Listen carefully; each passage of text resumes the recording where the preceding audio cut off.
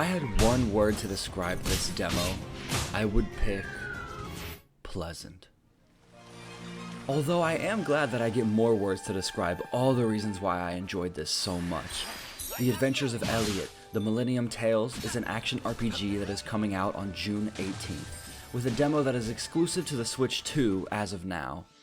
A brief intro cutscene before I was allowed to roam around, admiring the layout of the castle, looking at the gorgeously crunchy texture work that form mesmerizing patterns. The lovely juxtaposition of real-time lighting casting from Faye with me cements the feeling of admiring a diorama on a table. Popping into houses and shops sucks me into the interior, darkening the outside to focus on the bespoke atmosphere each space offers. The townsfolk present as caricatures of RPG NPCs, and I find that really charming. I played the demo on hard, and the combat, seemingly simple from the jump, quickly reveals an unfurling flexibility the more I considered all I could do between Elliot and Faye, especially given the wide context of enemy encounters and builds you can form with the magicite. Elliot is controlled with the left stick and Faye with the right, and the face buttons for standard attacks which can be charged for different effects. I want to say real quick that the little blip sound when enemies are alerted is so cute. Movement with Faye is freeform, while movement with Elliot is locked to 8 directions, which feels right at home here considering that positioning is a big part of combat.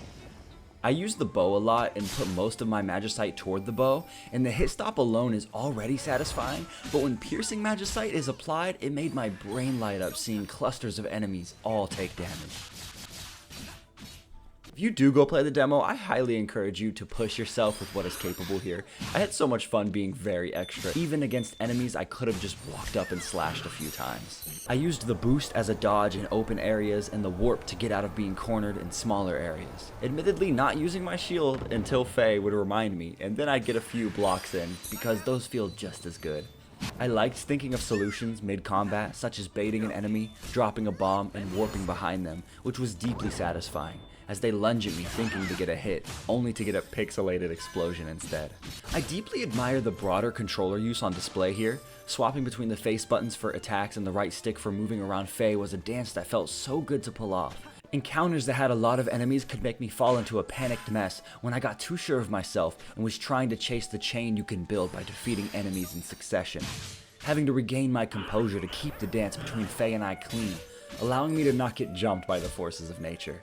Also, there's a freaking magicite that makes anything you throw explode on impact, and I love it. The boost ability feels good to play around with when exploring and always made me crack a smile when I slammed into anything. Just the sheer visceral impact, the main character not saying anything, and Faye always just saying something. Not only is the warp great in combat, it also helped me reach areas I couldn't with a jump, and it was nice to use just to make sure I didn't fall into a pit and take damage when I was low in health. Out of combat and wandering, watching the land warp and bend as I move north or south allows for curiosity. Spotting caves and areas from afar gives a beautiful sense of exploration. With a fixed camera, I love this decision to not have the camera move as you explore the world, but rather the world move with you to bring more into your line of sight.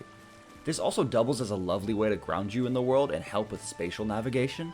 Seeing landmarks and such in the distance can orient you as you decide where to head next. I played for an hour exploring, fighting enemies and finding secrets before I realized I hadn't even checked the map to see where the main objective was. Where the main objective led was a nice cherry on top for the demo, scratching the dungeon crawler in my brain, fun uses of the abilities I became familiar with, and a nice swath of enemies to engage with. The demo prefaces in the beginning that the focus for the demo is in combat and exploration. The little bit of traditional narrative we get in the demo is cool. I get the feeling they want to keep a surprise factor with the story, and if that's the case, I can respect that. This game oozes with small intentional design decisions that I constantly was admiring my whole way through. My favorite little design choice from this demo is that when exploring, the trees disappear to help with visibility, but the whole tree doesn't fade. The base of the stump is left and the top is textured, allowing me to see the top of each tree's stump and the rings of age, and that feels incredibly personal. Here you can see that reflected in both the small and big trees.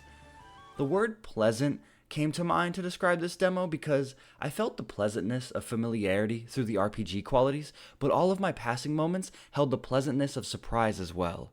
My brain repeating, "Oh, I love that they did that. That's a nice little touch."